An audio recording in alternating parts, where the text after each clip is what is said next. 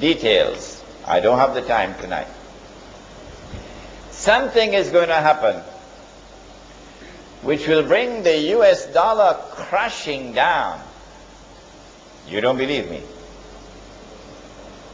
If you don't believe me, when it happens, then you will have to believe me. Yes, you will have to believe me on that day. But then you would look like a donkey.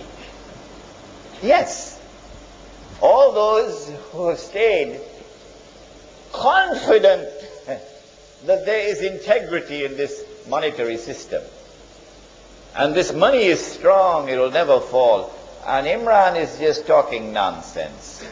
On that day, they will look like donkeys when the whole system crashes. Our Prophet has prophesied it. It's there in the hadith. He said the day will come when nothing will be of value, meaning as money, except a dinar and a dirham. And a dinar is not made of paper.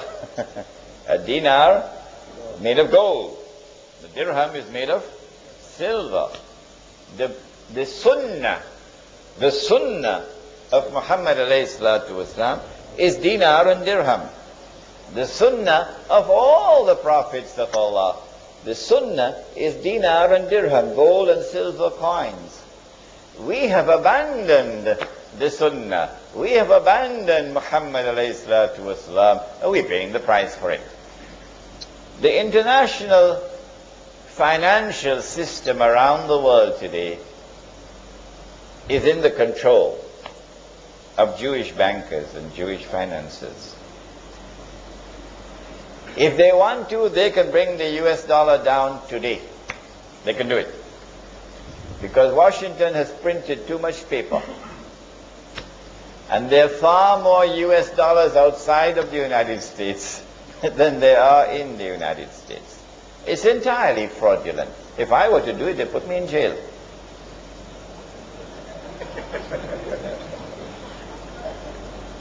And so two things will have to happen.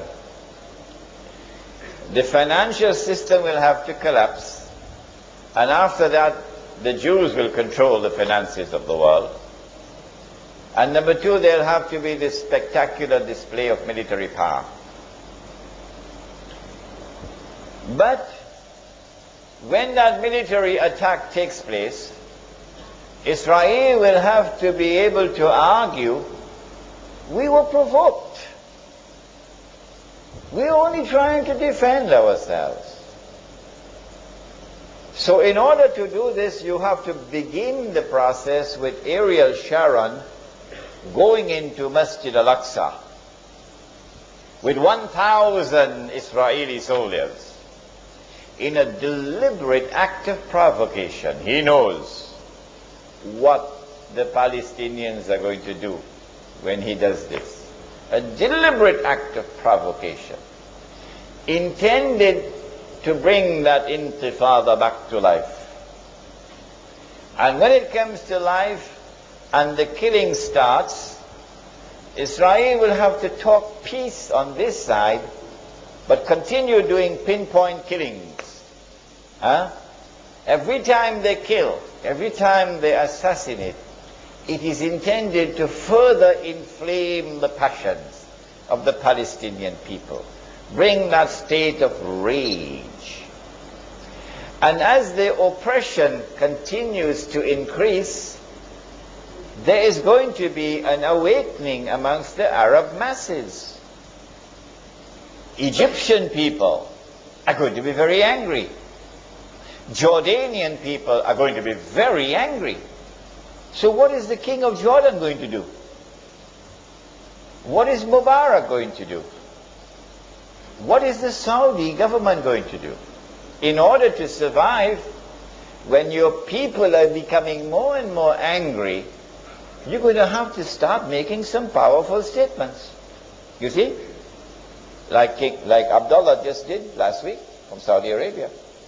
And Mubarak will now have to speak very hostile against Israel. And perhaps one day even King Abdullah of Jordan will have to start to do the same thing. So as these statements now come out, And maybe you have an Arab Summit conference and so, and the impression is created that the Arabs are closing in now on Israel. The stage is set. You've done your PR work perfectly. And now Israel can launch that spectacular military attack. The Israeli people are calling on the government, come on, what are you waiting on? Let's wage war. In the Israeli cabinet they're calling for it. And the government is giving the impression to the world that we are restraining ourselves. How long will it be before that takes place? I don't think long.